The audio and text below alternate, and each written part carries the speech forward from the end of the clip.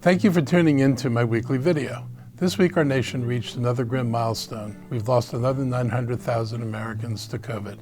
It took our nation only 7 weeks to register this latest 100,000 deaths after taking 11 weeks to go from 700,000 to 800,000 due to the Omicron variant and the strains on our health system. These are sobering numbers and an unnecessary tragedy. Our sympathies are with all the families and friends who lost loved ones to COVID over the last 23 months. This country did not respond the way it should have to this virus from the onset, and we continue to have a significant portion of our population not believing in the data, the science, and the facts, leading to bad health practices. Stunningly, after a year of having the vaccine available, almost 36% of our country remains unvaccinated. So many of these deaths could have been preventable if more people would have been vaccinated. If you look at this map published by the New York Times, you can clearly see that the largest concentrations of deaths that have occurred since December 15th are in pockets of the country that dealt with significant case rates during Omicron surges, but are also communities with the highest unvaccinated populations. Montgomery County lost 1,945 residents to this pandemic, but if our death rate matched the rest of the country, it would have been more like 2,700 deaths at this point. That is 40% more deaths if we had been like the rest of this country. Additionally, for our county, 80% of the deaths occurred before vaccines were widely available. That disproportionate ratio, in a good way, is due to the county government's healthcare, school system, businesses, and most importantly, our residents doing what was right for ourselves, our families, and our communities. I continue to be so appreciative of your understanding, patience, and vigilance to keep our county as safe and healthy as possible. The good news is that our COVID rates are continuing to decline. Our test positivity has dropped to around 3.5%, the lowest rates we've seen in the last 2 months. Our case rates have dropped to pre-Omicron surge levels, but we're still at the category of high community spread. As we turn the page from this surge, we'll be better prepared in case we must go through another surge because we know what to do to gain some level of control over the spread of the virus. I'm very proud of and I'm pleased with our ability to be flexible and adaptable in our government and throughout our community. One such success over the last month has been the distribution of our take-home rapid test kits. We've distributed about 1.5 million rapid test kits, and about half of those we have distributed through our libraries, along with nearly another 700,000 face masks. And we continue to provide rapid tests to our schools, both public and private child care providers, senior facilities, and many of our community partners. This volume of rapid test distribution is more than any other jurisdiction throughout our state and region. Our vaccination and booster numbers continue to slow down. Just 2 weeks ago, we boosted 22,000 individuals. Last week, it was only 10,000. Our 18 to 64-year-old Black and Latino residents are only 44% and 39% boosted, respectively. And 25% of our 65-plus groups still need their boosters. This age cohort is more likely to have pre-existing conditions and weaker immune systems, leading to serious and severe symptoms if they catch COVID, even if they were originally vaccinated. The bottom line is whether it's a child or a grandparent, we must remember and encourage the importance of getting boosted. The governor announced that the state is doing another lottery to help promote boosters, and I hope it works again to increase the number of people vaccinated.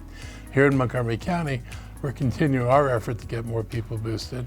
We're hosting our second Boosterama on Saturday, February 19th at Wheaton Westfield Mall from 1 to 4 p.m. Our first Boosterama in December vaccinated 420 people in just 3 hours. It was a great success. We're hoping that we can do even better this time.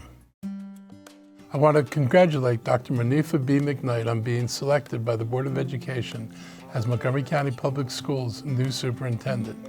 I've worked with Dr. McKnight during her time as acting superintendent. She's had to deal with the tremendous challenges that COVID-19 has created, and that is not an easy task. There was no off-the-shelf playbook to guide any of this as we worked through it. She is fortunate to work with teachers, principals, and a support staff that, like Dr. McKnight, have demonstrated a great sense of compassion for our children's education and well-being. I look forward to working with her as we recover from this pandemic and address the myriad of the challenges that COVID-19 has amplified. Addressing those challenges will require continued investment in our school system, which is why I recently recommended a record level of capital investment to provide resources and response for recovery efforts. These investments are important to ensure that the school system she leads has the resources they need. This is an historic moment as the first woman and second person of color steps up to lead Maryland's largest school district, where 73% of the students and families are people of color. Dr. McKnight brings a wealth of experience to the position, and I look forward to working with her to ensure that all our children are college and career ready. I look forward to working with Dr. McKnight and the Board of Education as we move forward to continue the excellence of our school system. This week I testified in support of a bill in the General Assembly that would ban ghost guns. Ghost guns are guns that are unregistered and untraceable. In fact, the gun used to shoot the student at Magruder High School recently was a ghost gun.